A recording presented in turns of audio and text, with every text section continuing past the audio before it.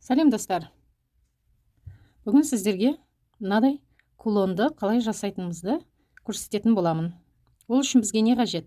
Ол үшін бізге 4 мм жемчуг тасымыз, 3-4 мм беконус, бисер, ине жібіміз қажет болады.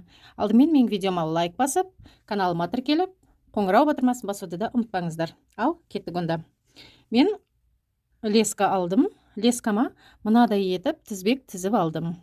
1 бисер, жемчуг, 2 бисер, жемчуг, 1 бисер, жемчуг. 1-2 бисерді өстіп кезегімен аламыз. Бірінші 1 бисер, одан кейін 2, 1, 2, 1, 2. Солай кезектеп 8 жемчуг алатын боламыз.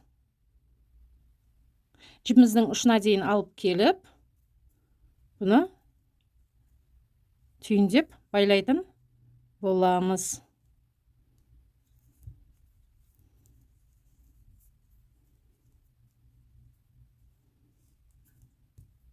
Міне бізде мынадай домалақ пайда болу керек.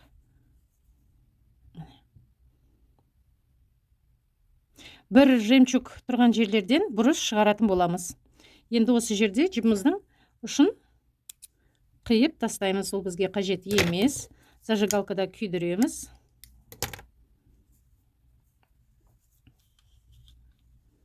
Міне. Бір жемчугтен өткізіп аламыз. Бір жемчуг тұрған жерден мынадай етіп кулонымыздың бұрыштарын шығаратын боламыз. Ол үшін инемізге 3 бисер алатын боламыз. 3 бисер алдық. Жібіміз жоғарыда. Біз бұны төменнен жоғары қарай тағы өтетін боламыз. Ары осы тағы 1 жемчугтан 2 бисер, 1 жемчуг, тағы келесі 1 жемчуг тұрған жерге дейін өтетін боламыз. Міне.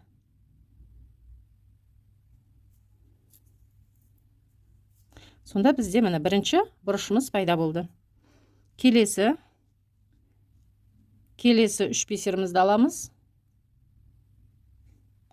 Тағы да жібіміз жоғарыда, бисердің төменнен жоғары қарай келесі 1 бисерге дейін өтетін боламыз.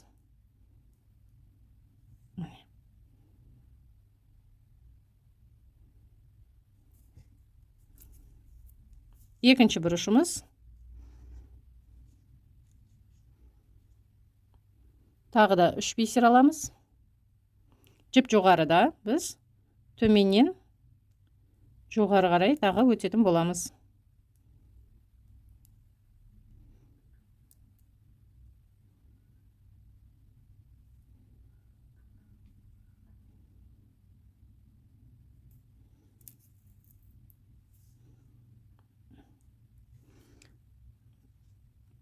Келесі 4-ші бұрышымызды шығаратын боламыз. Тағы да 3 бисер аламыз. Осы жерде енді қараңыздар. Жібіміз бисердің жоғары жағында, төменнен жоғары қарай осы жерде қайта бисердің өзінен шығамыз. Аударып аламыз.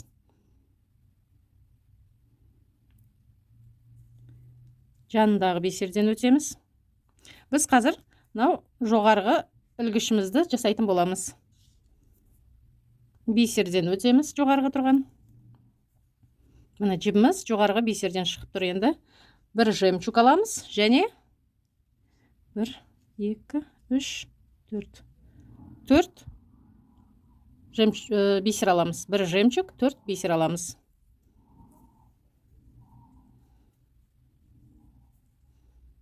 Төрт бисерді жылжытып, жемчугтан қайта өтетін боламыз. Енді қараңыздар. Біздің жібіміз жоғары жақта шығып тұр ғой. Біз төменнен жоғары қарай қайта өтетін боламыз.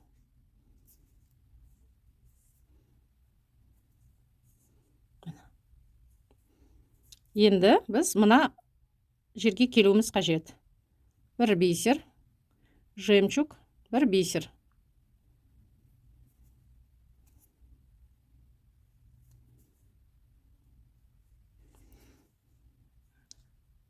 Енді біз мынадай тізбек тізіп алатын боламыз қазір.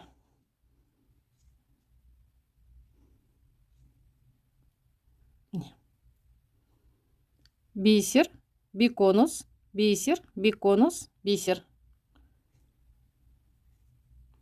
Бұны біз мынау келесі беттегі екінші бисерден өтетін боламыз. Мына бисер, жемчуг. Мына жақтағы бисерден шығуымыз қажет.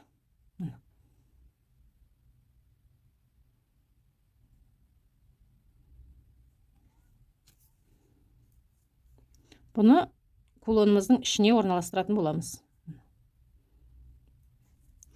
Тағы да бисер, биконус, бисер, биконус,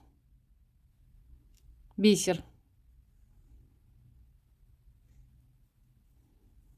Бұны енді жоғарыдағы бисерден өтетін боламыз. Екі бисердің ортасынан шықтық. Енді біз мына ортадағы екі биконустың ортасындағы бисерге келуіміз қажет. Ол үшін бисер, биконус, бисерден қайта өтетін боламыз. Мына екі бисерді біріне бірін біріктіруіміз керек. Ортасындағы төртбұрышымызды жасауымыз қажет болады қазір.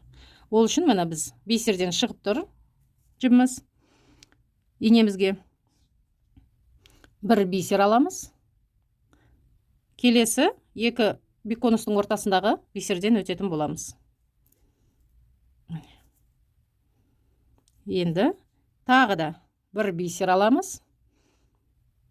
Жаңағы жібіміз шығып тұрған бисерден қайта өтетін боламыз.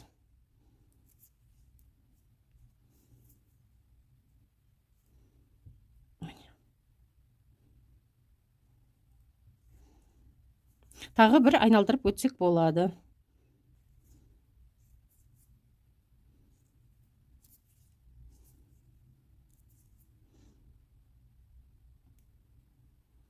Былай қарай шығып кетеміз сыртқа қарай.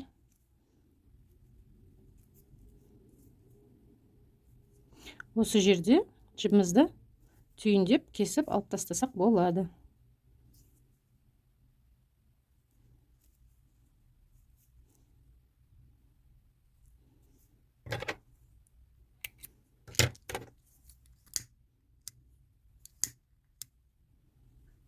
Міне, кулонымыз дайын.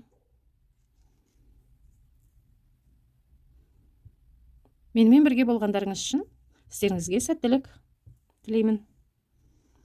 Келесі видеомда осы кулонға цепочка, нәзік цепочка жасау үлгісін көрсететін боламын сіздерге.